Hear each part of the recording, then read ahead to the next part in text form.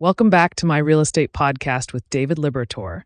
I'm your host, and today we're diving into something that I think a lot of people don't really think about when they're looking at beachfront properties, and that's how tourism actually shapes the real estate market. David, you've been working in Sarasota's market for a while now, and I'm curious, how much does seasonal tourism really affect what's happening with beachfront real estate? Oh man, it's huge. People see the beaches, they see the beautiful weather, and they want to invest.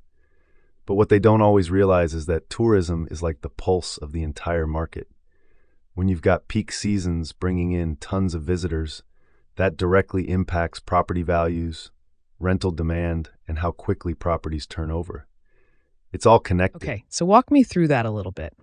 When you say the tourism affects values, are you talking about short-term rental prices going up, or is this actually changing what people will pay to own a beachfront property long-term?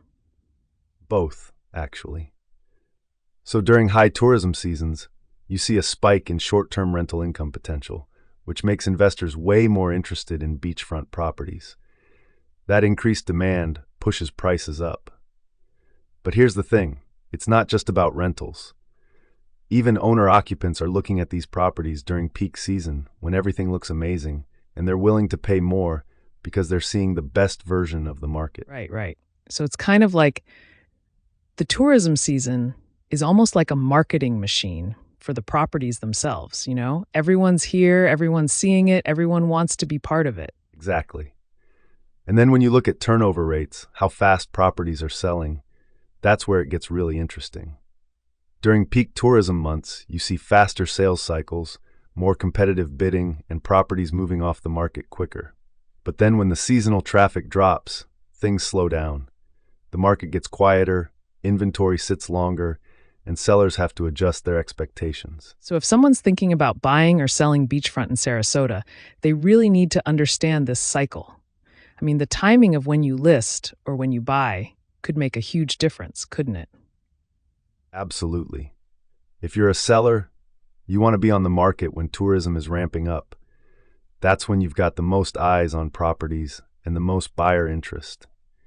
If you're a buyer, you might actually find better deals during the slower seasons because sellers are more motivated and there's less competition. It's all about understanding where we are in that tourism cycle and using it to your advantage. That's such a smart strategy. So for someone who's maybe new to investing in beachfront or just thinking about buying their dream home down there, what's the one thing you'd want them to know about how tourism shapes the market? I'd say this: don't make decisions in a vacuum. Look at the tourism trends, understand the seasonal patterns, and think about how that impacts not just what you're paying, but what your property could generate or how quickly you might be able to sell it. The market isn't static, it breathes with the seasons. Once you get that, everything else makes a lot more sense. I love that perspective. It's one of those things where real estate isn't just about the property itself. It's about understanding the whole ecosystem around it.